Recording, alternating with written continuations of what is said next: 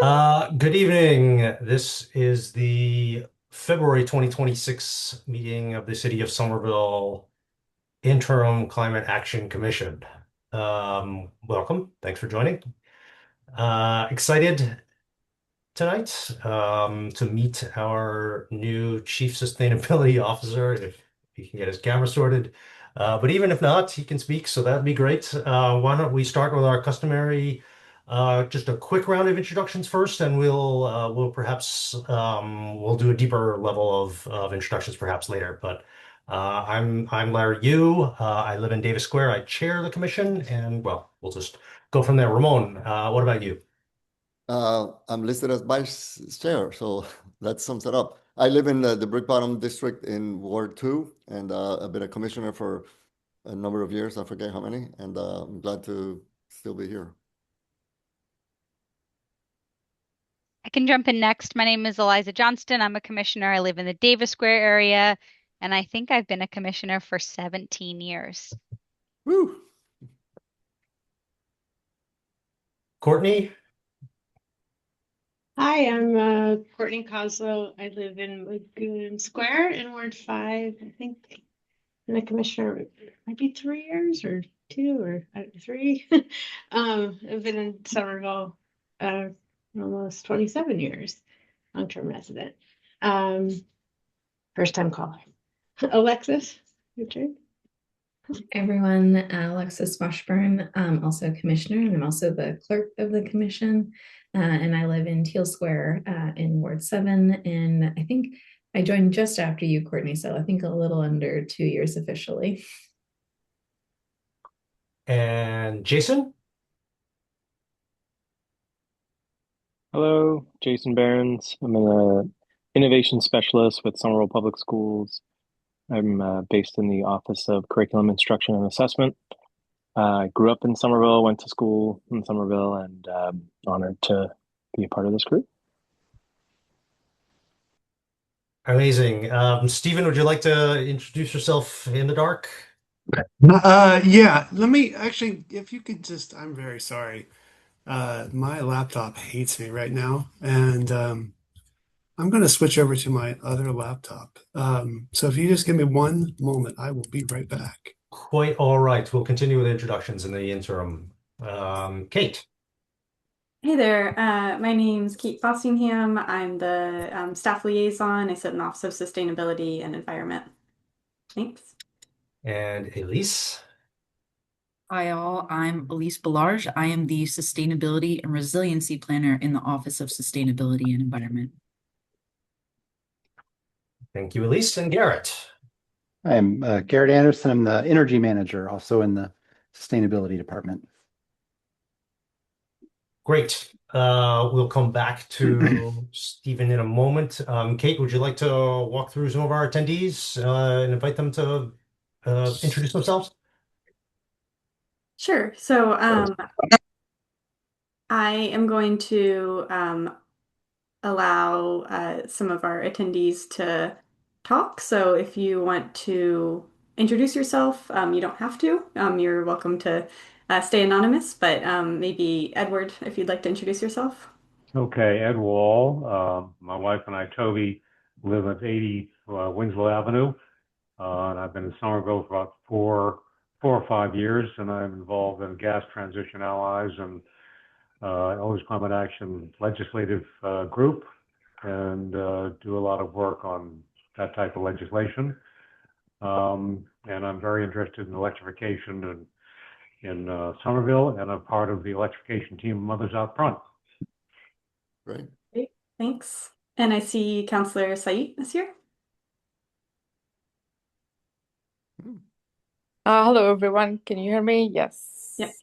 So, hello, everyone. This is Naima Said, the Ward 5 City Councillor. Excited to be here. And yeah, I will mostly be listening today. I will say they have been advocating for municipal building decarbonization since the past couple of years. So excited to get the work started. Great, thank you. Clara?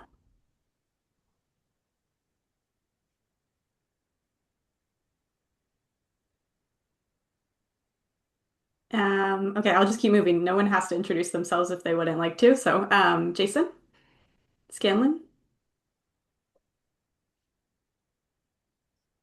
Okay. And we have Kimmy Cushman. Hi. I'm a Boston resident, but I'm part of the Boston area plant-based treaty team, and Cambridge just endorsed the plant-based treaty, and we have some Somerville residents here as well on the meeting. So I just wanted to be there to support them, and yeah, if you have any questions about anything we talk about, I can also help with that. Great. Thanks for joining. Amazing. Thank you all. And last and definitely not least, Stephen. Hi, everyone. I just want to thank every single person for being here tonight at 7:15 on Tuesday here. So thanks for spending your evening working with us. Good to see a lot of familiar faces or names at least. I am the new Chief Sustainability Officer for the city of Somerville. Um, I've lived in Somerville for going on 16 years now. Prior to being the coming over to Somerville, I was the executive director of Green Cambridge. Ed and I worked together a little bit over the past year on the Massachusetts Community Trees Coalition to get more funding for urban trees. And yeah, I'm really excited to reconstitute this committee. I was chair of the Cambridge Climate Committee, which was previously the Cambridge Climate Protection Action Committee. And yeah, I'm I'm excited about the climate forward plan that we have that came out in 2024. I'm sure many of you were involved in that in some way. But then, beyond that, that's a plan. Implementation is a whole other thing, and there's 77 points in there to hit. So it can't be done by one department or a group of people. It really has to be a real community effort. So I'm glad that you all are here. I think Kate will have some new information, or hopefully new information, about this process of getting the committee formally started so that we're not interim anymore and we're a proper committee. And again, thanks for being here. Happy to always connect. You're always able to reach out to me. If you email me, you'll see my phone number on the bottom of my email. I can throw those into the chat as well. You're welcome to connect up with me on LinkedIn. And I'm happy to meet for coffee with anybody. So definitely open to talking at any time. Amazing. Thank you, Stephen. Excited to have you. Just looking at our agenda here and recognizing a couple of staff members who are here for specific agenda items, considering taking the agenda out of order here to accommodate them, if that's okay. Although let's do the meeting minutes first, and then take items out of order, perhaps. So the January meeting minutes were posted. Does anyone need a minute to review them? Seeing heads shaking, I would entertain a motion to approve the minutes as submitted. I'll put a motion forward. Moved by Eliza. Do I have a second? Second from Ramon. All in favor, physically raise your hand. I abstain because I wasn't there. Motion passes 4-0 with one abstention. Thank you, guys. Let's move to what should we talk about? The heat resiliency pilot project? Is that I'm not sure who's speaking on that, so I'm just guessing here. I just wanted to say this is Elise's second meeting tonight, so I'd advocate for her to go first. Got it. And this is your agenda item, Elise? It sure is. Thanks, Garrett. Yeah, thank you all so much for having me. I know that we've wanted to talk about this for a minute now, and I'm actually really glad we put it off because when you all initially wanted me to come in November, we didn't really have a project planned. And as of today, we sort of have a fully fledged project idea for this. So it's really great timing. I just spent a whole day with our cohort talking about this project. So I'm feeling really energized and excited to be here and tell you all about it. So just to start from the beginning, the City of Somerville Office of Sustainability and Environment has been working in a cohort of other cities with Lynn and Salem. And then within those three cities, we have our own little cohort where we're working with Cambridge Health Alliance and Culture House on a community heat resilience pilot project, which I'm going to call CHIRP for short, because it's an awful long mouthful. And the goal of this program, which is funded by the Barr Foundation, is to build relationships with municipalities and some CBOs, community-based organizations, to work on some sort of pilot project related to reducing extreme heat in our city in, whatever way we sort of see fit. And so this has been a really fun journey of like building relationships, not only amongst our little cohort in Somerville, but also amongst some other community-based organizations that we've pulled in. And so last summer, we did a whole bunch of community engagement. We had a survey, CHA, Cambridge Health Alliance, and Office of Sustainability and Environment staff interviewed a bunch of different stakeholders in the East Somerville area, given that that's one of the hottest neighborhoods in Somerville. And then we also had some sort of in-person observations, I guess we'll call them, where Culture House staff went and sat in a couple parks and observed how people use those parks on really hot days, on days when the weather was bad, on the days the sun was shining, on the days it was very cloudy. And then after all that engagement, we formed a community advisory group out of some of the folks that we interviewed and did a whole bunch of meetings this fall to collect all the data and review all the data we got from our community engagement and do some project ideation based on their expertise and their knowledge of the communities that they serve in East Somerville. And through all of that, we came up with this sort of large three-pronged project. And so we have what we're calling the individual level scale, which is CHA has experience with sort of like prescribing like wellness and health items like healthy foods to their clients and so or their patients. And so can we do something related to cooling technologies and features? Can we prescribe cooling and air conditioners? So that's one item we're going to look at. Culture House, which is a sort of like public space placemaking organization, is going to look at creating cooling pop-ups around East Somerville and how can we create spaces that are really safe for our community, given what's happening right now, as well as provide education on, some of those cooling prescriptions and other extreme heat concerns that folks should be paying attention to. And then the sort of final item is a sort of built environment scale, which will be led by OSE staff, where we are going to look at how we can reduce extreme heat, maybe through depaving, and also provide better access to drinking water. We were told by a lot of folks during our interview phases that some people are afraid of tap water, which makes sense depending on where you come from, and also folks who may not have access to tap water if they're unhoused.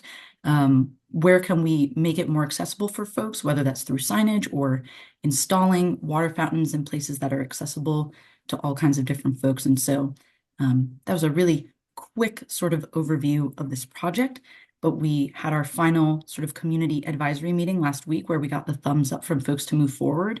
And so now we're going to move past ideation and work on implementation for the next few months. And hopefully all of these items can come together over the summer, and then we'll have sort of an evaluation period in the fall to see how it all went. And so I know that was a very quick intro, but I know you have a lot of items on your agenda. So Kate, I don't know if folks are allowed to, or if you have time to ask questions or not.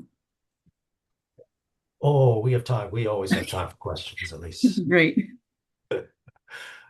Does anyone have any questions? First of all, it sounds amazing, and I personally really appreciate the deliberation, the deliberate approach to building community engagement and bringing people in. Courtney. Yeah, that sounds great. I'm curious, do all the town, or is that the plan just for Somerville and the other cities are doing something different? And if so, do you know what their other ideas that they brought on? Yeah, so I learned a little bit about the other cities' work. So with Lynn, Salem, and ourselves, it's a cohort that's kind of a community of practice, community of learning. So we get together and we learn about other projects, the other communities, and it was fun hearing some of their project ideas today because it seems like a lot of people got very similar feedback on what the community feels they need or what the issues are. And so in Lynn, I believe they're focusing somewhat on community gardens a little bit. I don't know all the details because they sort of got a fast roundup of our project, like I just gave you and us them. And then in Salem, they're focusing on a neighborhood called The Point, which is maybe sort of their equivalent to East Somerville. Cool. Questions, comments? Yeah, go ahead, Ramon. Yeah, I had a couple of comments. One is in, in thinking about this topic, one of my observations in the last few years in Somerville, especially around the part where I live in, coming down from Union Square towards Beachmere, that you know, on the one hand, there's better or more good bus stops that have a bench, which is metal. So in the hot points in the summer, it's something to think about because they don't have any cover. And I was just wondering if that's something that is or will be addressed, you know, just because I see people in that when it's really hot in the summer, a lot of times the people who are waiting for the bus are people who don't have cars, or older folks or young kids, you know, and it's a challenge, right? So anyway, so that's one area that but the other one is a few years ago I saw some information about in Europe some phone apps that they've developed that are very good at providing people in the city if they're going from one place to another the best shaded route, I suppose, you know, route itineraries, but one of them be the best shaded one, and where there are locations for cooling or water availability. And there are more than one options that I've heard about that. One is, you know, a well-developed app and all that, but I've also heard about customized apps that are much simpler that and cheaper. I'd be glad to share the little bit that I know about that because I found them intriguing solutions or assistant solutions. Yeah. So to go to your first item about bus stop shading, that was something we talked about around this project, but sort of with the process that it takes to go through with the T and in the public right of way, there are all these regulations. Just with the timeline of this grant, we didn't have time Right. to like work through that. But that's something that we've been having conversations with mobility about. So it's certainly on our radar, just not through this grant funded project. And then to your second point about this app, I've never heard of this before and it sounds really cool. So if you could send me that information, I'd really love to read more about it. Yeah. Awesome. Any other questions, comments? I'll also invite attendees to raise their hand if they have a question, comment. I see Ed Wall. Go for it, Ed. Okay, thank you. Thank you, Larry. Good to see you again. And Steve, great to have you on board. I really enjoyed working with you on the municipal reforestation effort. Yeah, I have a question of what role you will play on evaluating the sustainability aspects of the proposed 20 plus 6-story tower in the middle of Davis Square. I've gone through that filing with the Mass Housing, and they really do not take into account the sustainability practices and policies of Somerville expressed in the various plans we filed. And also they don't really address a major portion of the state's sustainability criteria. And it's not clear exactly how the building will be supplied with energy, whether it's gas, whether it's where the electricity is coming from, what the impact will be. So will your group play a role in evaluating that?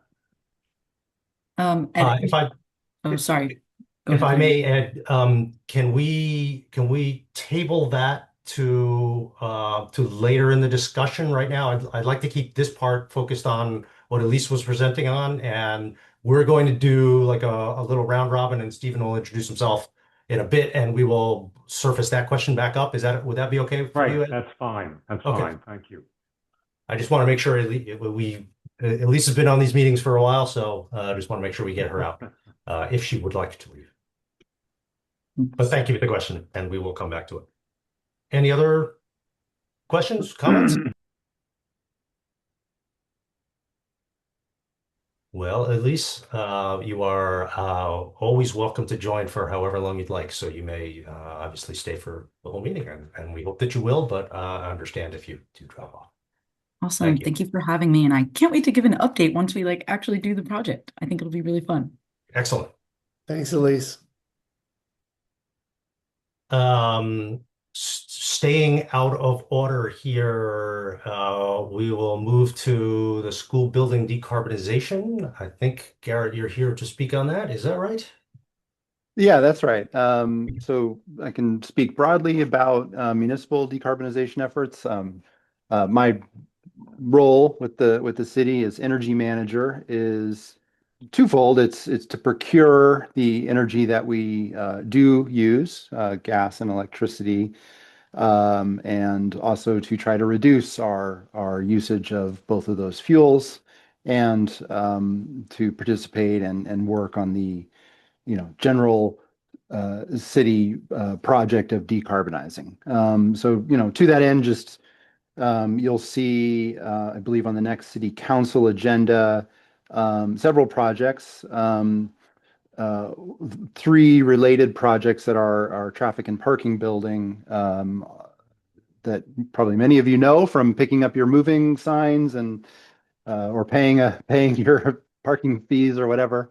But that building is like many city buildings, right? The equipment is aged, and the boilers were in need of replacement. And just by happenstance, we have sufficient electrical power at that building to install a heat pump system. So this summer, we will be doing, pending city council approval and the like, but the three projects anticipated are a heat pump replacement of the boilers, some weatherization work, and an installation of a solar array on the roof, which was redone last year. And not for nothing, that solar array, if installed, will be the largest solar array that the city owns outright. We have other solar arrays, the high school, East Somerville. East Somerville's our biggest, but we don't own those. Those are power purchase agreement arrays. So this will be our largest one by about 20%. So that is kind of the model, right? Is having buildings where the equipment is ready to be replaced, and finding an electrified solution if feasible. So traffic and parking will be a nice test case for that concept of replacing with an electrified solution. So that is, oh, and then the other two projects you'll see on the agenda for just in the system of reducing energy are replacing the metal halide fixtures that we have at Dilboy Stadium and at Trum Field, which are if you look at them up close, they look exactly like the old incandescent light bulbs that you'd plug, screw in, but they're the size of a football. They're huge, and there's many, many of them. They're 1,500 watts each. Replacing them with LEDs will reduce the electrical consumption by about 70% at those two facilities. So, great, just great energy projects, save a ton of money. LEDs will last, 20 years. So that'll be, pending, of course, city council approval. Those will be some nice projects to undertake this year. So, that being said, the schools are about 60% or a shade over 60% of the city's total energy consumption. Those are the big, they're our biggest facilities, obviously. They're in use all year, and there are big consumers. Currently, all the schools are um, heated with gas, and the hot water generally is heated with gas. And then all the schools, save Brown, have some element of centralized cooling. So those would be the old chillers, electric chillers usually, where we have cooling towers at Healy here and there. Um, so, in the effort of, and then of course, they're all major projects, right? We know how much the high school costs. We know renovations of any significance are a lot of money for schools. So, in our planning efforts this year, myself and the capital planning staff, the folks who manage our large construction projects, plan our large construction projects, we're working together to perform what are called comprehensive building assessments. It's a term that the utilities use, and it is sort of their new process of how they structure um, studies that develop into engineering and which develop into projects. So they've sort of created this process where you start with a CBA at your building, which is a high level look, walk through the building, analysis of the energy use, investigation of the major systems, and then the output is, potential efficiency projects that you would do, in advance of equipment replacement, and then also decarbonization solutions for equipment that needs to be replaced, right? So, you know, pr- kind of for example, just to underline what that would mean, say I was actually, so we're doing those studies at all the schools. I've been doing walkthroughs this week at four of the schools, Healy, Argenziano, Capuano, and East Somerville. But we're hitting all of them over the next several weeks. But for example, at Capuano today, um, not a terribly old building, right? In early 2001, by and large, was when it was constructed. The heating plant, cooling plant equipment is all original, so it is all kind of at that age of 25 years plus or minus, where things are at end of useful life, is what we say in the industry. Um, and you know, Capuano, as I was walking through today, we looked at um, kind of what the distribution would look like in the classrooms, which are unit ventilators.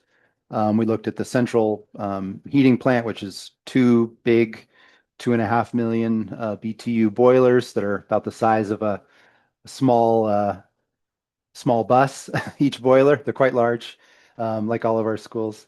And then a very old chiller that is, like two generations old in technology. So as we walk through the school, we're looking at that equipment and, replacing central plant, replacing units in the classrooms, kind of different scenarios. And then the engineers will take that back and come up with some different scenarios and savings calculations. But also, as I was walking through, I noticed, oh, geez, we did it. We did LEDs at this school, but we didn't get all the LEDs. I see quite a few T8s, the old CFL light bulbs here and there. So I'm thinking, oh, it's time to bring a contractor in and price out a lighting project at Capuano, right? Because it's just those kind of projects you just do because they will pay for themselves in a couple of years. Um, and then also the other big kind of critical element, and this will matter for all the schools, is what is the total electrical capacity at the main electrical room? So I was pleasantly surprised at Capuano with the size of the service. And engineering will have to be done, et cetera. But I was thinking, it doesn't seem unreasonable that we could, electrify this building without having to upgrade the utility service, which is, a big cost saver, and also a time saver because utility service upgrades currently are tracking at about 18 to 24 months. So it's kind of one of those things that's very difficult. for a project to try to plan around. Um, so, saw that. I will say kind of another observation of all the schools, they all still had snow on the roof, quite a bit of snow, which in my world, that's a good thing. That means that the roof has enough insulation that it hasn't melted it from below. If you go to old warehouse buildings and you look at the roof, even after a lot of snow, it's like melted within a couple of days because the building's just losing heat. So all the schools still had snow on the roof, which was also kind of a bummer for East Somerville, where we have a huge solar array, which is totally covered by 2 feet of snow. So, I guess it's pluses and minuses for any facility.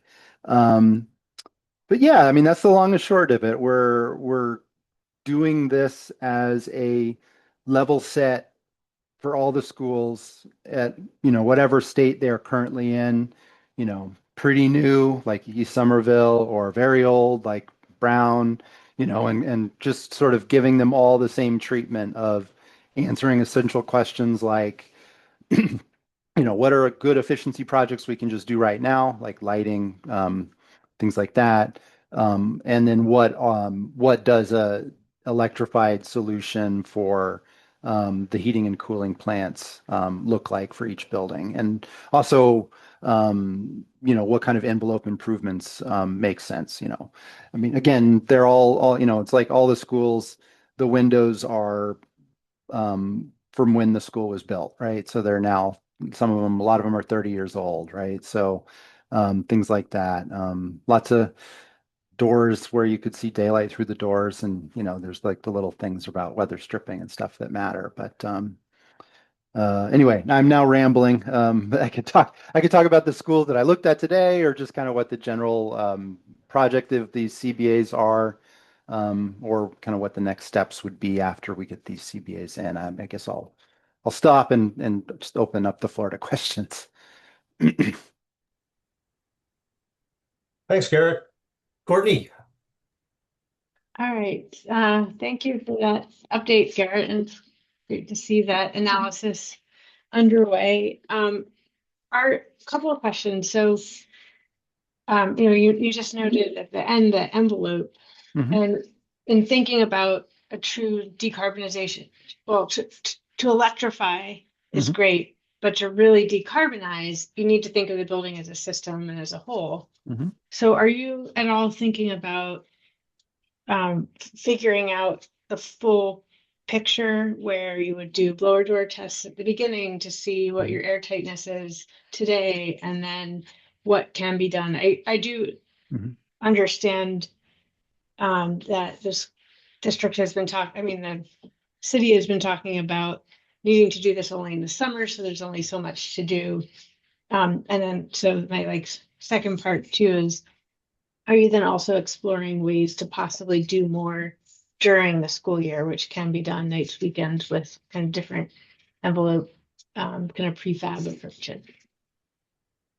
Yeah, I mean, we internally, capital planning staff, myself and others have talked about a lot of those considerations, particularly phased renovations, kind of what that looks like in the classrooms. Ways that you could um, have distributed plants around the building. And when I say plants, I just mean like the big equipment that does that. So you could do wings of the school at a time, or alternative solutions, individual packaged units for the classrooms, which has benefits about phasing, but has some penalties around efficiency and more stuff to maintain. Um, Envelope work, commercial schools, right? So, think about a school building and kind of what the things you can do with it and things that aren't really in play. I mean, one, the basics are like just orientation, where the windows are, and then the basics of the envelope, right? What's in the roof? What are the walls? Most of our schools have, what would be considered kind of like commercial assemblies where there's CMU block at some point in the partition, and then there's usually some kind of insulation inboard of that with metal steel framing, and then there's some kind of rain screen on the outside that's brick or block or steel at some of our buildings. There's different solutions for that. I mean, um, pulling off the rain screen steel and then appending exterior insulation um, would be the typical way to treat that. Um, you know, that that work is tough to do in even a semi-occupied building, or unless you're um, like cutting off wings of a building at a time to treat those walls. Because when you do that kind of work, you're approaching you're impacting the rain screen to do that. And so it's not really weather tight, right? When you're making those kind of changes. Windows really are the big thing in a commercial building like that. All the schools, as far as I can tell so far, Brown might have some wood frame windows, but they're pretty much all just kind of metal framed, double pane. Um, Commercial grade, nice heavy duty windows. They last decades, but they're very thermally inefficient. A very reasonable envelope improvement in those situations would be to go to UPVC or the extruded fiberglass windows that are thermally broken, triple pane. So you're increasing R value and air tightness. Awning windows instead of double hung. But then you're making trade-offs about occupant usability, right? I think teachers in particular, they want the operability. And so, you're making trade-offs there around whether or not all those windows are closed all the time or properly closed. And that affects air infiltration. Um, Sorry. Yeah, Can and I add? blower door test was one other thing. That is not in the scope of the CBA. Um, to do blower door tests in a commercial, like facility like the school. I've seen it done, but um, it's an all-day affair with about 20 technicians running blower doors because these buildings are so big. It's not like a house where you just like put the thing in your front door and run the blower. I've seen these guys do it, but they have to set up a computer first to synchronize all the blower door fans, and it's like a 20 or $30,000 exercise. More often to deal with air sealing in commercial buildings, it's fireproofing is how you talk about it and think about it because you fire all these buildings need fire ratings everywhere. So that intumescent fire caulking also is a good air sealer. So um, Just anyway, one thing to those are some add. random thoughts. Yeah. To add to that too, I had noted in previous meetings that I'm not sure if you were at those, there are prefabricated like passive house level wall panels that are used Hmm. to in affordable housing in particular now, Hmm. Yep. where residents stay in place and it all gets kind of put on the outside. A more expensive endeavor, but also possibly easier than all of the other overtime things that then, Yeah. so Yeah. I don't know if that I know I'm in touch with some people who have used that on high rise, very Mhm. large, older concrete buildings. So I don't know if that's something you city would explore. Yeah, I'm familiar with those. I think we've probably been on some of the same tours. Actually, yeah, there's the 808 Memorial Drive was another good example of that in Cambridge where they did that. And a few in Um, Salem. yeah, yeah, Salem, yeah. And then there's the big one in Boston. I want to say like Castle Garden or Castle Rock, name escaping me now, but Yeah, those are interesting solutions. Yeah, again, what matters quite a bit is how this how the individual classrooms. A lot of our classrooms in a lot of our school buildings have unit ventilators, which is where the fresh air for that classroom is coming in through a louver, through a unit ventilator, which is like a box on the wall that has a fan and it has a coil that has either hot water or cold water in it. And it brings in the fresh air and it blows over the coil, and that's what does the heating and it does the ventilation. Um, so that's to say, it's tough to build around that because you actually need the hole to do the ventilation. So you'd have to like redo the central ventilation for all the school in order to eliminate the unit ventilators, which which is probably a good idea anyway, just from a like if from a high performance building perspective. Um, so yeah, I mean, really, it's kind of a blank slate for design options for the schools as they are, and it's going to matter tremendously about the capital plan overall, kind of how many schools can be treated at once, and student population and where they go, and during all the things that are bigger than just like the wall system. So. I add one last follow-up and then I'll be quiet for a bit. What will happen with the emergency upgrades that need to be done to large mechanical systems at schools? Will those keep us the next 40 years or 25 years using the same systems, or will we be able to still decarbonize even though we've replaced some mechanical systems recently?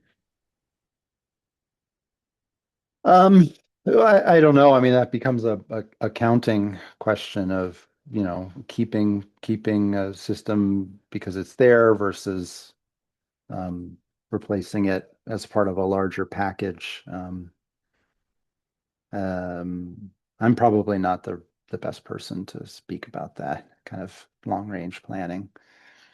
I think I just want to try to change out some lights at Capuano this year if I can. I had a question that maybe sort of follows on that last point that Courtney made, which is there a way that, and maybe that's sort of what you were explaining these studies are doing anyways, but where we can sort of understand or we can communicate, I think was maybe a better way of saying it, to the sort of folks making budget decisions around the value of the cost savings, energy savings, sort of like holistically, carbon savings, if you want to add it that way, as part of this because again, I think you made that point really well at the end, there is a trade-off, right? It's a balance of, the life, the length of life on a particular, piece of mechanical equipment and the value that we could get either in terms of cost savings or carbon benefit. And so I'm just wondering like how, you or you in concert with people that make decisions on budget, are able to communicate that. And again, I'll ask the question a little bit more specifically, is there anything that we as a commission or like we as residents could do to help like make that case or bolster that argument for you? Garrett, before you answer that, I just want to also invite any members of the public, if they have questions, to go ahead and raise their hand now, and we'll get to them as soon as we get this response.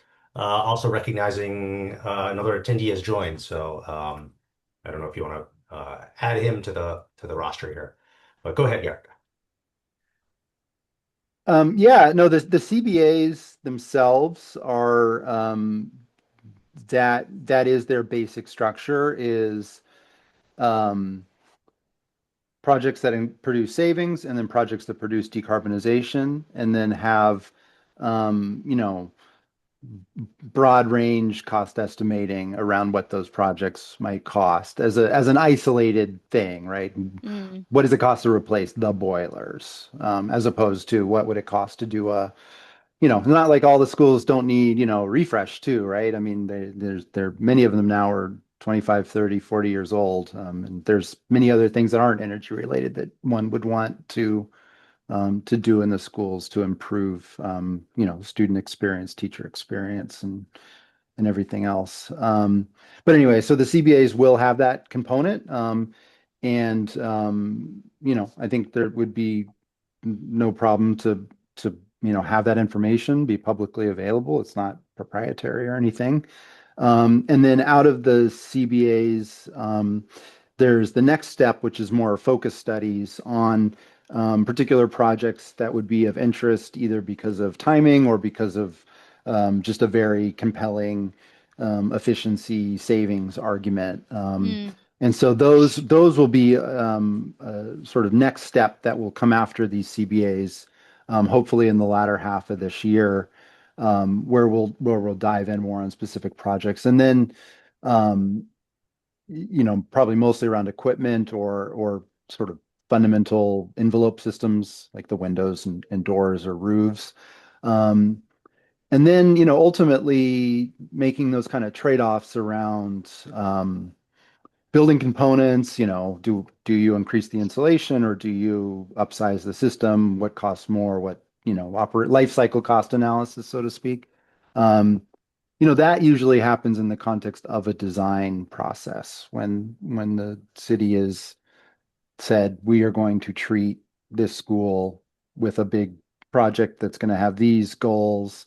And then you do some level of energy modeling, and then you can make the trade-offs in those systems where you do things like um, literally say, oh, well, what would it cost to go from this R40 to R60 walls?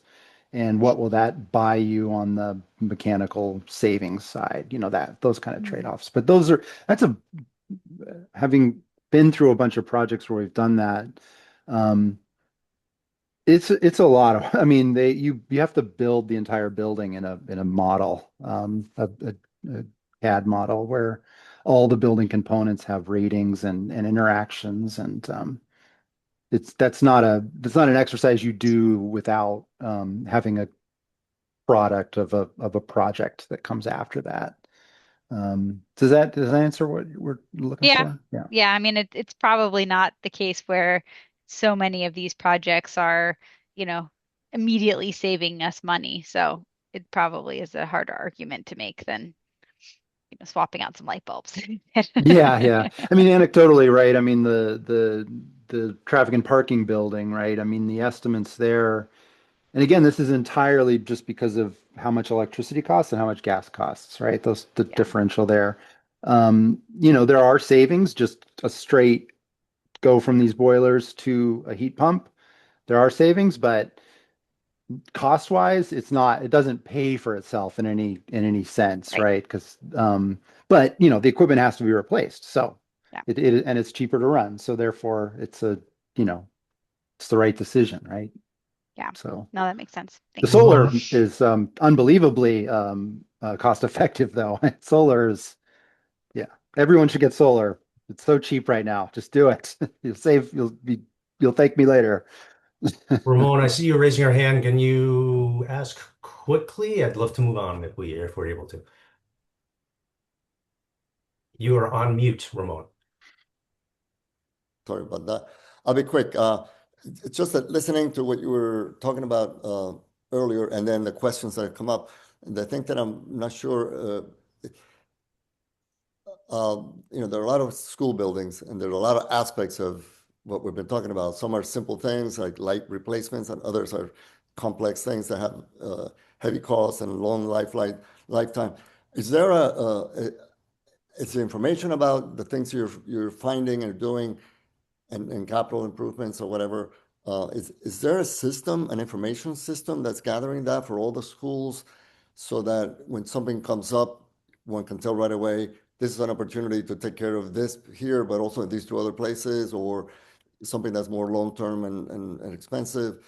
Is there a unified, I don't know if a database would be the right word, but a information system that helps carry this information forward in a live way across all the buildings? Yeah, capital infrastructure and asset management will speak to that better than I. But that has been a long-term project of a they had a term for it. Capital maintenance, a CMES, a capital maintenance and expenditures system, something like that. Now I think I might have said it the wrong thing, but it's essentially that. It's a database of all the assets with, um, lifespans and maintenance needs and, kind of capital planning. That's being fed with information now. For example, capital plans last year undertook a retro commissioning process, which is like where you go back over a building and look at the processes and evaluate what's working and not working. They did that for all the buildings, school buildings, and also that had an inventory of equipment and things like that. And so sort of that information gets fed in. And then this is also totally parallel to, what they call horizontal assets, which is like the sewers and the water and the streets and the light poles and the parks. And so the long-term plan, as I understand it, is all all city assets, horizontal and vertical, which is the buildings, one system with those kind of parameters around um, inventory of equipment, our, on the deep, on the maintenance side, like we have a preventative maintenance manager, and he's been going around inventorying down to the valve. He has QR codes now for like all the steam trap valves across the city, and with that in mind of when was this last replaced? Could it need to be replaced? That kind of thing. Great, thanks. Thank you, Garrett. I see Corey Donahue has his hand raised. Corey, go ahead. Yeah, hi, can you hear me? Yeah. Can. You're good. Hi, Garrett. My name is Corey. I am an advocate for decarbonized school buildings in Somerville and was a member of the construction advisory group that was advising the city on the size and location of the new Winter Hill School. As part of that process, we received an estimate from the city on cost ranges of various mechanical needs of school buildings and also decarbonization efforts and energy efficiency improvements. Some of those ranges were fairly wide, and I guess I'm wondering what the current state is of the estimates of cost to decarbonize school buildings and improve energy efficiency happening because Corey, you're breaking up a little bit here. I believe we caught the first part of the question, which was, do we have like kind of updates on cost estimates for decarbonizing the schools? I think you broke up after that, though. I think, yeah, I think is that you were part of the CAG for the Winter Hill School. Yeah. Yeah, no, those estimates were, part of that process, I think done by the designer under contract for that project and the OPM. The refinement, I guess, at least on the decarbonization side, will come from these CBAs and the focus studies. And then ultimately to get this, again, I'm speaking from the experience of having done public capital construction for most of my career. To have cost estimates of a real sort of value in the sense of like how much money would we need to borrow to do the project kind of thing, like that level of foreknowledge. You kind of have to have a schematic design that has quantities in it because you have to give it to the kind of people who do cost estimating professionally, using current, like they look at the current market trends and they, tell you, you have 10,000 linear feet of this, and now the current is $22.37 per linear foot, and, kind of to spit out the real number. So there's sort of cost estimating at the level of conceptual, which has value, but is kind of a plus or minus 20% kind of thing.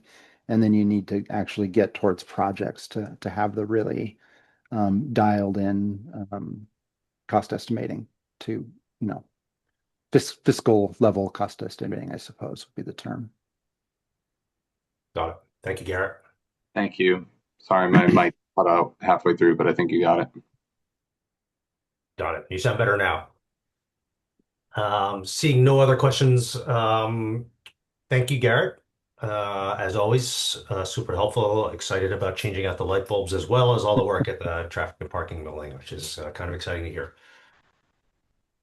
And you are also free to stay as long as you like. Oh, Courtney, yes. Well, one last question to throw in. On, sorry, the electricity upgrades at school might need, you saw Capuana and it was probably good. Is it something you're looking at now to get ahead of those timelines and do some preliminary work on electrical upgrades? Yeah, I should have said, underline that. That is a big part of the CBAs too, is total and conceptual total anticipated building load, and would that you need to trigger utility upgrades? So yeah, that is one of our stops on our school tours, is the main electric room where we look at the CT panels and stuff and use that for study. Thank you, Garrett.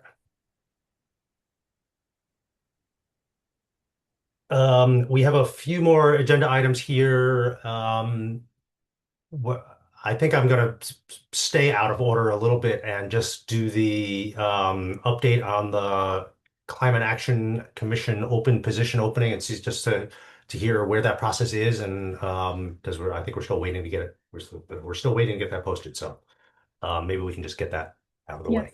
I can give a brief update on that, and Stephen, feel free to jump in. I guess you may have heard through other venues, the new administration is doing kind of a study of the appointment process for boards and commissions.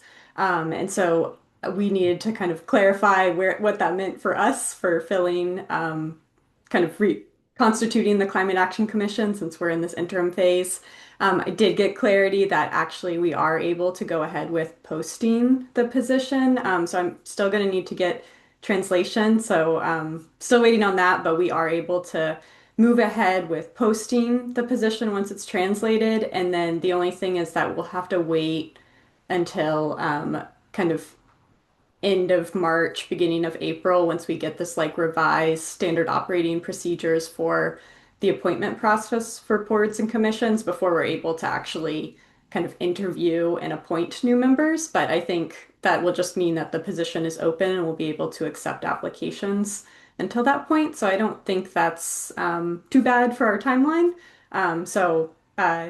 Starting tomorrow, I'm going full steam ahead trying to get this translated as quickly as possible and get it posted, and then we can spend the next couple months really advertising and trying to get as many applications as we can until we're able to, do the interview process and get people onboarded.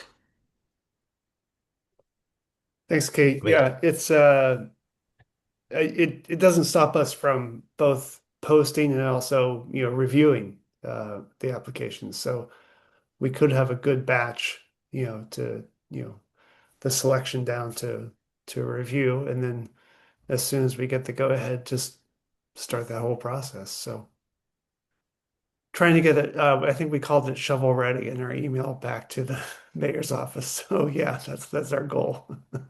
Perfect.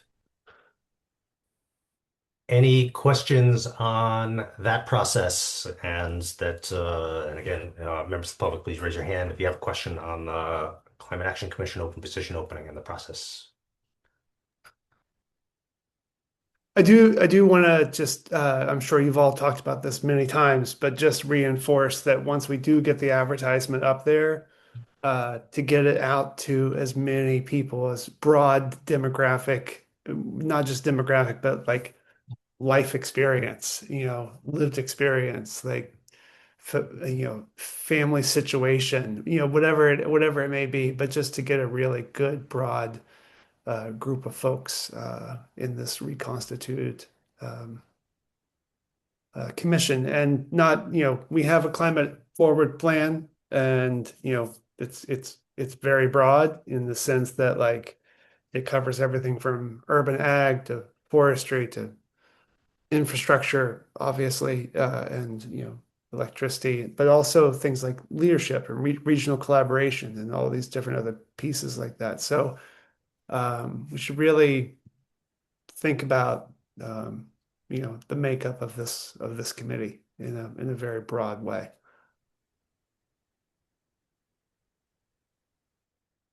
Appreciate that, Stephen. We have about 22 minutes left, and like I think our main what I would like to do with the agenda item called further introductions was just to have each of us talk about sort of I don't know what gives us energy about this work, perhaps, and maybe maybe to combine it with the last agenda item to share perhaps one of your priorities for 2026. Um, and maybe we could just do a round robin, and then Stephen can introduce himself more fully to all of us, and talk about perhaps his priorities if he's able to, and that's up to you, Stephen. So, who would like to go first?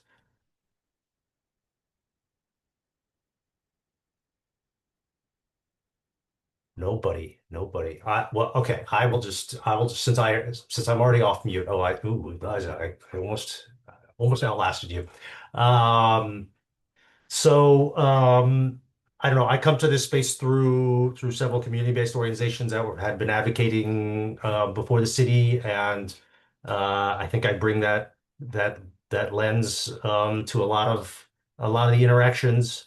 I also am very appreciative of the community-led initiatives that just sprout up all over the city from the depaving parties to I'm also involved in like a recycling co-op, and I do the buy nothing sharing, and to reduce waste and encourage circularity, and other kinds of things like that in different parts of sustainability where community members are just sort of organizing among themselves and curious about how the city can encourage more of that.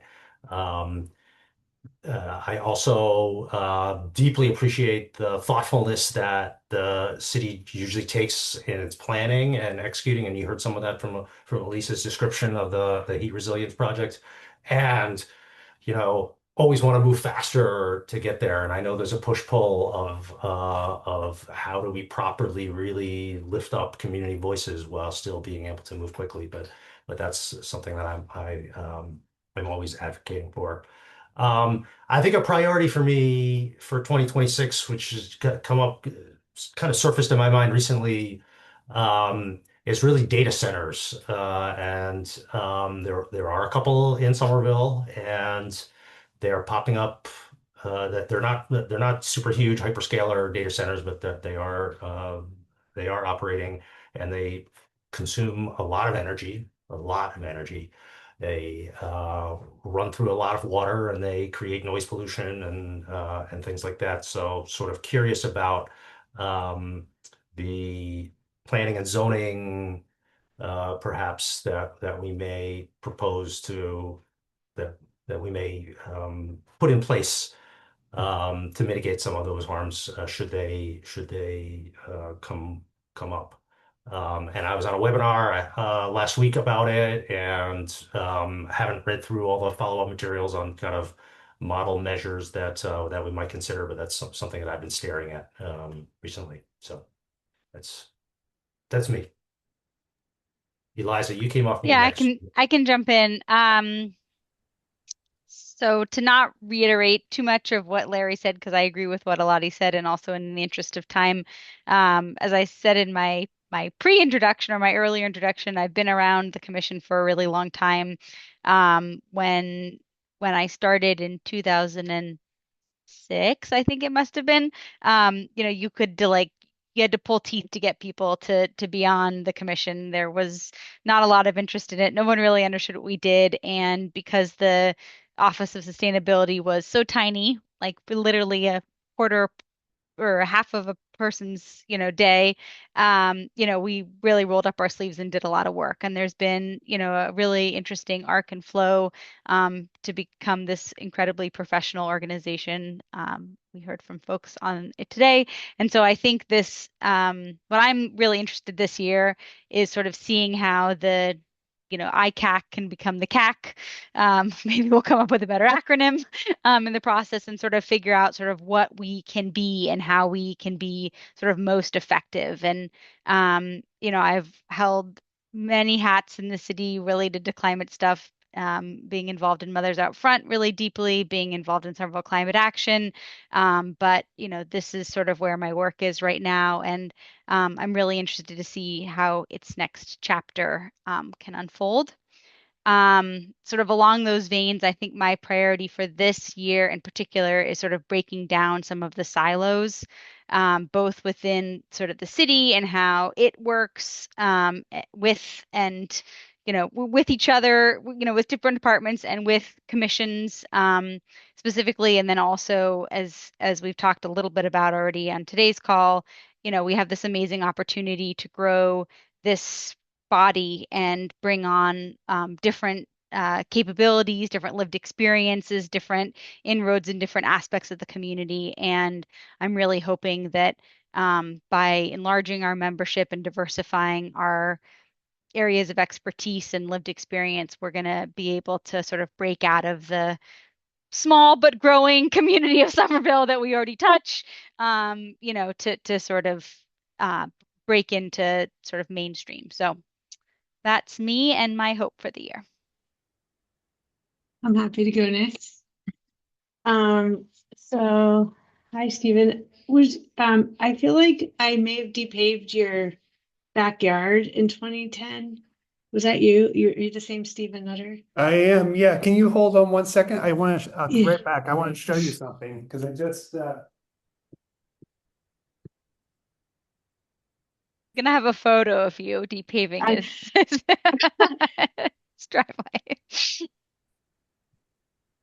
I'm gonna come up.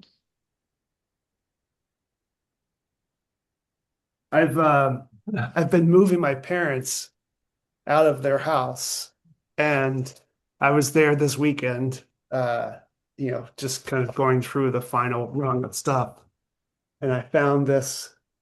I think it starts with Courtney Kozlow's It does. swinging It a says sledgehammer. Courtney Clausos pried the tip of a crowbar under the slab of asphalt and then lifted it just enough for her partner to slide a wooden block under it. Awesome. So this is the Boston Globe, Saturday, October 16th, 2010. So there you go. Very cool. And I became a leader depaving, that used to be oh, beautiful. Yeah. Beautiful. So that aside, it's great to have you here, and I'm excited to work with you. Professionally, I develop large-scale affordable housing, but I really use that in many ways as my way to be a part of the climate community and to contribute. But I kind of wanted to say solution. I hope there are solutions. Really, I come out. I have to talk soon. So we were close, but Jason, you're off of mute. oh, sorry guys. I really am interested in trying to find ways to mimic nature's closed loop regenerative system, where the waste of one thing is the energy of another. And I feel like if we have that mindset, it really would help a lot. It's kind of hard to do that with what we have now, but using low embodied carbon materials and wood fiber and insulation or hempcrete or thinking really creatively about and using our land differently is always to get about that. I'm also involved in my daughter's school at Winter Hill, so on the governing board there and on the Mass School Board Authority School Building Committee for Winter Hill Rebuild. So kind of connecting all of that together, and a lot of what I learned and contribute to here impacts. It all kind of is this really great connection. Things I'm looking forward to this year in the Climate Forward latest plan, there's a lot about the impact of buildings, how big buildings impact is on the climate, and also, as you noted earlier, Stephen, that leadership, Somerville as a leader, which we've been for so long, it was key there. And I think seeing more of those two things coming together around our kind of municipal buildings being the great tool to demonstrate what could be done and also to have a biggest impact. Thank you. I'll be glad to go. So I've been in the commission since many years also. Eliza was already there. And I've seen a tremendous amount of change in the city, in the commission, in the OSC, in the city as a whole. And that's been exciting. My background has been in sort of computer modeling. And so I started out in aeronautics, space shuttle software, navigation software. But after working for many years on information systems, I started working with climate economists at Tufts University, then at the Stockholm Environment Institute. And it got me thinking a lot more about things like, how computer climate models are, how sensitive they are to assumptions. I worked on consumption-based greenhouse gas inventory. So I was glad to see that the city is now doing one in parallel with the other, because I think they're very informative. And the people I work with, economists, we were doing cost of climate inaction studies. They had done it for the US and in Florida before I joined. And then we had a chance to do one for the Caribbean, a much smaller one. And the reason I mentioned that is because I lived in Puerto Rico for a number of years as well. And in 2017, there were within a month, three horrendous hurricanes in the Caribbean. And Puerto Rico was hit by two of them, and especially one that destroyed a lot of things. And there were people without power for like half a year or more. And one of the things that I learned from that, and I became involved with a lot of academics and community participation activists that are still working with other places in the United States, is the importance of having the engagement of the city, academic and public organizations that end up dealing with disasters and all that, be engaged in that work way before there's any disaster, because the difference is night and day. So coming back to the work that we do here, I mean, I've been when Climate Forward was thrown up the first time and then now the update, it's just great. And the thing that I think is really important is, like as been mentioned, Climate Forward is very comprehensive. And so the question is how to not leave it to specialists who can understand what's going on, but to disseminate as needed. And that's why I'm very excited about the climate ambassadors. I think it's one of the most valuable things that the OSC and the Commission have worked on, because it builds a cumulative capacity in the community that helps engage and disseminate information. So along those lines, the things that I'm excited about is building up on that. And I think the increasing participation of school and having Jason and whoever else from the city is involved is fantastic, because you're building information that grows with people and age.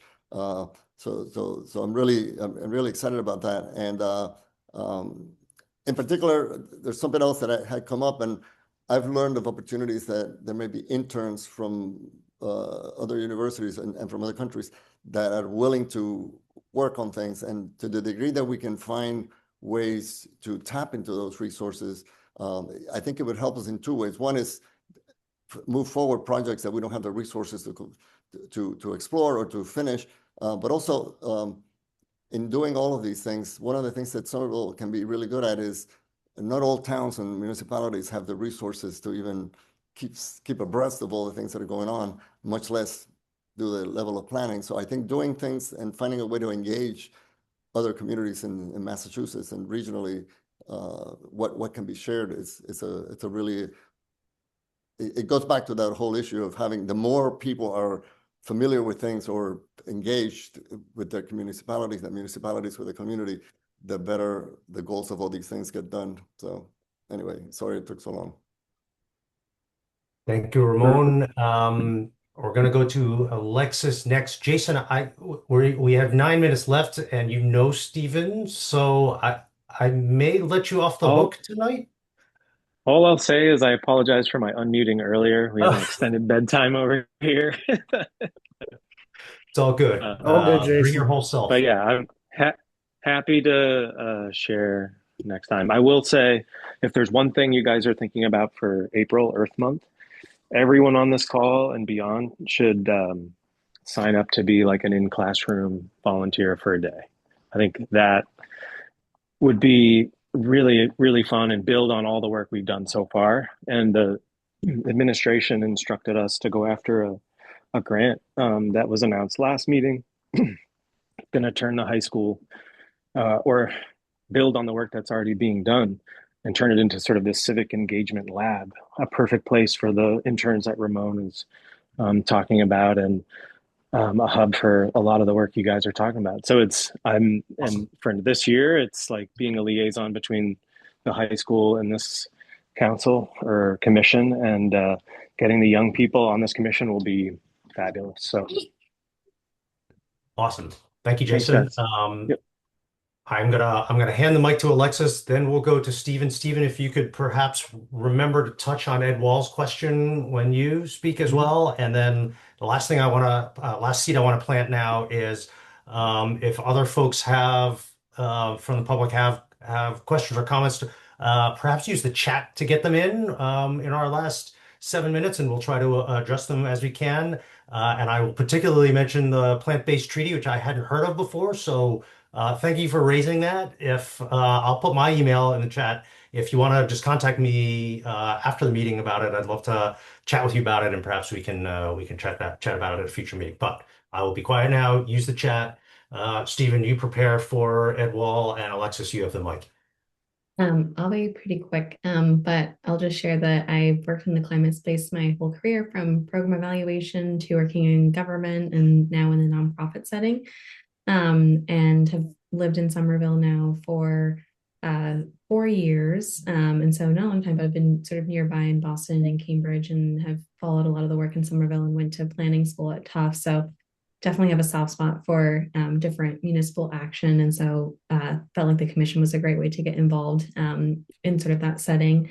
And I think in terms of my priorities for this next year, now that I work in the nonprofit space, is really just making sure that the city is taking advantage of every grant opportunity that's available. I spend a lot of my time writing grants, and there's a lot of really great things that only schools are eligible for, or municipal, recipients can be eligible for. And so wanting to make sure that those opportunities are highlighted early and as regularly as possible. And when there's a good fit, using the power of the, I think, commission to advocate on the city's behalf, and get some more resources to us.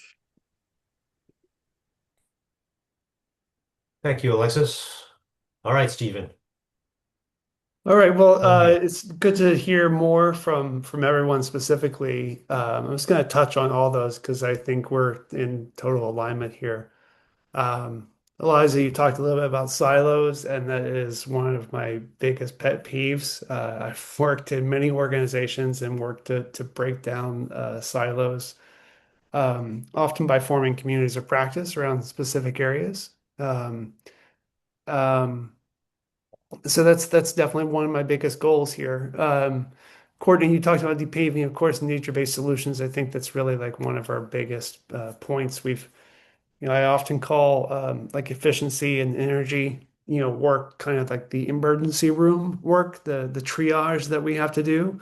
But all of the paving and nature-based solution and planting trees and social connections and all these things, that's wellness. We're really trying to do culture change here. We want to not change people's behaviors necessarily, like in that sort of like you're doing it wrong. It's not it's not something where we need to, shame people. It's really about understanding that like everyone here working together, that's how we get solutions. And we can't buy our way out of, our climate crisis. That's definitely going to be part of the way forward here. But really, to me, it's about connections, between people. And Ramon, I love that you get into the computer analysis part of it. I worked for two different architecture firms and transformed both of them over into building information modeling systems entirely. So we would model the whole thing. We did the entire campus of Dana-Farber Cancer Institute so that we could do both energy modeling, but also do really good just renovations. And actually won an award from DCAM, the state asset management for sustainability in 2008 because of the use of BIM. It's really important that we have that, and the technology now is so incredibly powerful, and we need to have that information just available to us in every single level. Like one thing I want to have is a lot more GIS skills within our department so that we're able to do these kinds of quick analyses. And and then you also talked about vulnerable places like islands, like Puerto Rico, and to me those are always the canary in the coal mine. We are all vulnerable, and we're less vulnerable in certain aspects, but eventually, as the climate changes, we're all going to be hit with these things. We could have a hurricane next year that, wipes out, like anything that we've had before. And these climate ambassadors, and building off all that, like all the things that Jason was talking about too, these social connections are I think our number one solution here. Like I don't I'm always I love innovation and business innovation and corporate innovation and products that are made and technologies that are made is so important that we have. But our connections between each other are our number one thing. We don't have to pay anything for that other than just respect to each other. So um, that's definitely our my way of working here. And I was you the reason I took this job is because of Jake, and I trust in his leadership, and he's entrusted in my leadership to be bold on our climate action, and to really work. We have so many good plans and so many good people already, and so much relative to other municipalities, so much money and talent, and we have all the resources. I come from a permaculture background, and so permaculture, the thing that permaculture teaches is that we already have everything that we need. We just need to use it better. And that is my goal, and to really make progress as quickly as we possibly can. Just have action. We're definitely going to be updating plans as things goes on, but our focus is getting things done, even if it doesn't pencil out into a spreadsheet somewhere, even if it doesn't show specific energy efficiencies. We do have to work to change our culture, and I'm not saying that it's necessarily a fight necessarily, but just to have it so that, like, when a boiler goes bad, the first thing that we do is evaluate, how quickly we can move over to electricity, for example, like just to have that in our minds. And a lot of these things are happening right now, but one of the things that OSC I think can do is really to show the leadership on that, and to really, push people. I've told people since in the month that I've been here, I'm going to push you outside your comfort zone, and I'm probably going to step on toes, and I'm sorry, but that's just the way it is. We have to work towards these things. I have a mandate. Stephen, can I just very quickly, the price I pay for not managing the clock properly is that our clerk Alexis needs to drop right now. So the price I pay is I have to take minutes for the remainder of the meeting. So Yeah, just want to let Alexis off the hook there. Let you guys know I'm taking notes, I and appreciate it. but please, we want to hear you finish up. I love this. I love this pricing scheme. It's pretty good. Should have more of that. I'll quickly. That's all I need to say, really. I just want to say thank you all, and to answer Ed's question, you're exactly right. The project as submitted, it does not necessarily speak to our climate goals as a city or a state, and you know, right now that project is the submission process, the development process is paused. That happened just fairly recently. we will continue to look at every single development and evaluate how much they align with our climate goals. And again, push everyone a little bit past their comfort zone, which may be a financial comfort zone. That Particularly was for very those. rousing. Thank you, Stephen. We're You're very welcome. excited to be working with you over the Yeah. next couple of months slash years. Super. Any final comments or questions? Yes, I see a hand raised Is that my from hand? Kimmy. It's from Thanks. Kimmy. Yes. Yeah. Do you just have like 2 minutes about the plant-based treaty just to Yes, start with something? I do. Okay, I'm awesome. yeah. Um, yeah, so it's really great just piggybacking off of what Stephen said. So Plant-Based Treaty is a global initiative, but we're really rooted in grassroots action at the local level. And again, too, like, with the idea of culture change, but not like telling people they're doing something wrong. It's like really the same stuff that we talk about with Plant-Based Treaty. We're a love-based organization, so we're all about bringing people in and kind of learning things together. We do have like I said, I'm a Boston resident, but my friend Brandon is on the call, who's a Somerville resident. Can you unmute him, allow him to unmute so he can say just a couple words, maybe? Should be good to go now.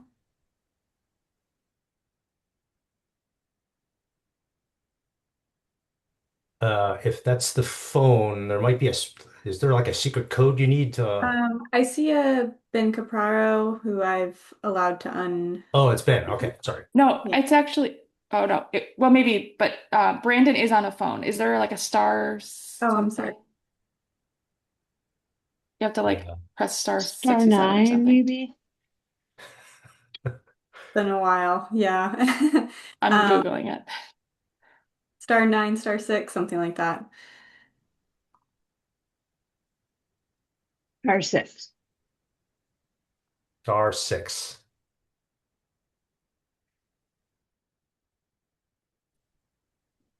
Got it. Hi. Yay. Sorry. Yeah.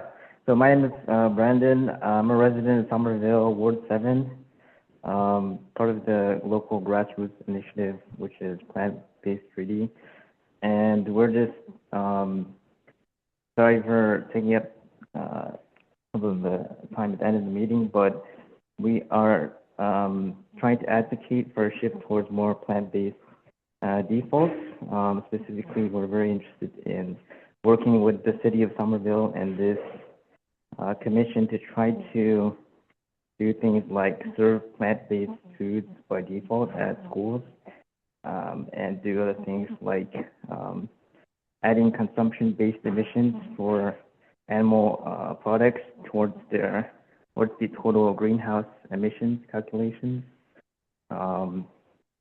And overall, we think we're trying to push for this as part of an overall solution towards addressing the climate and environmental crises throughout the community. And this is one of our top priorities for this year. And yeah, so Go ahead. is it possible for us to give a formal presentation about plant-based treaty and like what we kind of are advocating for the next meeting? Is it something we can do? Let's try and it may be possible at a future meeting. We haven't set our agenda yet for next meeting, but let's chat offline and perhaps in the next couple of weeks. If you can reach out to me, that would be great.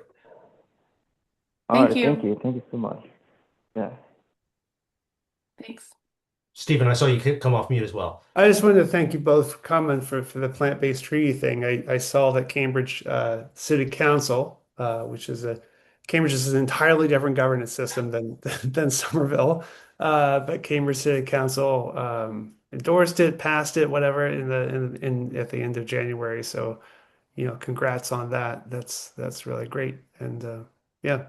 So if Yep. you're working, if your primary instrument is working through council, that's cool. Great. Yeah, I'm definitely intrigued. So thank you for bringing that up. Any other questions, comments before we adjourn? We ran 7 minutes long. I apologize. All right. Our next meeting is scheduled for the second Tuesday of March, which is March 10th. what is it? March 10th. Mhm. Hopefully that works for those still on the call. We still have 3, so that's good. Yep. All right. I'll follow up with the commissioners via email to make sure we have quorum and kind of decide whether we're going to be virtual or hybrid or what the situation will be. So Yeah, good point. There may be opportunity to do something in person or hybrid again as well. That's a Yeah, good that point. would be Okay. nice to meet Stephen in Yeah. person. Yeah. Okay. All right. Thank you all. thanks Thank all. you. Good night. Thank you. Bye. Thank Good you. meeting you, Bye. Stephen. Thanks Thank very you. much.